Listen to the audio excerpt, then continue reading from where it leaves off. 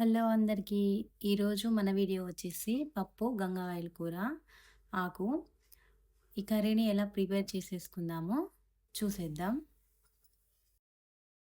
కందిపప్పు, చింతపండు, గంగావాయల కూర ఆకు, ఉల్లిపాయలు, పచ్చిమిరపకాయలు ఇలా అన్నీ తీసుకొని పక్కన పెట్టుకోవాలి. ఇప్పుడు కుక్కర్లో పప్పును శుభ్రంగా కడిగి అందులో ఉల్లిపాయలు, పచ్చిమిరపకాయలు, మనం కట్ చేసి పెట్టుకున్న గంగావాయల కూర ఆకు అన్నీ వేసి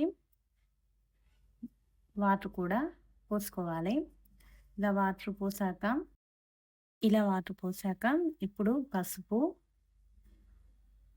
అల్లం వెల్లుల్లి పేస్ట్ వేసుకొని ఇప్పుడు మూత పెట్టేసుకోవాలి. మూత పెట్టేసుకొని పొయ్యి మీద పెట్టేసుకోవాలి, గ్యాస్ మీద. ఇలా పెట్టుకున్నాక కొంచెం మీడియం ఫ్లేమ్లో పెట్టి ఒక 2 విజిల్స్ రానివ్వాలి.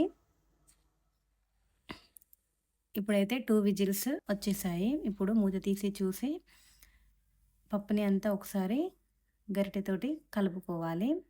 ఇప్పుడు పప్పు సగం ఉడికిపోయింది.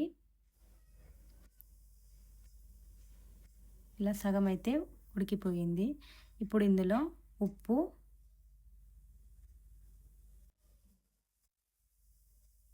అలాగే కారం కూడా వేసినాక మళ్ళీ ఒకసారి పప్పుని అంతా కలుపుకోవాలి.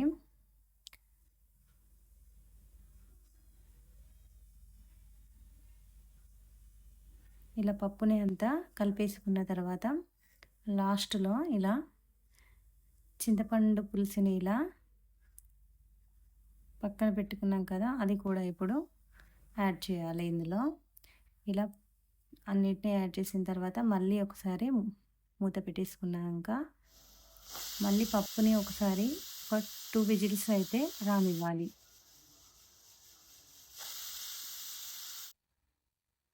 ఇలా 2 విజిల్స్ అయితే వచ్చేసినాయి. ఇప్పుడు మళ్ళీ మూత తీసి చూస్తే పప్పు మొత్తం మనకు ఉడికిపోయి కనిపిస్తుంది. ఇలా పప్పు అంతా ఉడికినట్టుగా అనిపిస్తే మళ్ళొకసారి కలుపుకోవాలి. ఇలా పప్పుని అంతా ఒకసారి కలిపేసుకున్న తర్వాత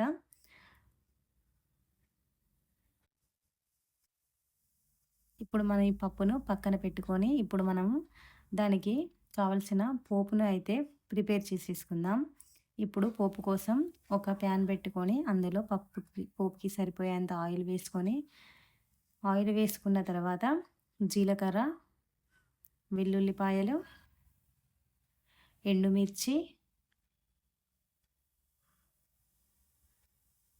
అవి కాస్త ఫ్రై అయిపోయాక లాస్ట్లో మనం కరివేపాకు కూడా యాడ్ చేసేసుకోవాలి.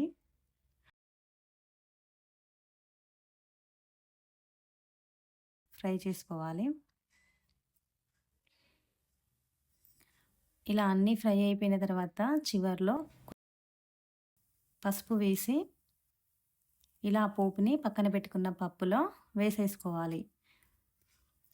ఇలా పోపు వేసేసుకున్న తర్వాత పప్పునంతా కూడా ఒకసారి కలిపేసుకోవాలి. అంతే, ఎంతో టేస్ట్గా ఉండే పప్పు, గంగవాయల కూర ఆకుతోటి చేసుకునే పప్పు చాలా బాగుంటుంది. నా వీడియో నచ్చితే లైక్ చేయండి, షేర్ చేయండి అండ్ సబ్స్క్రైబ్ కూడా చేసుకోండి. Thank you for watching. Bye bye.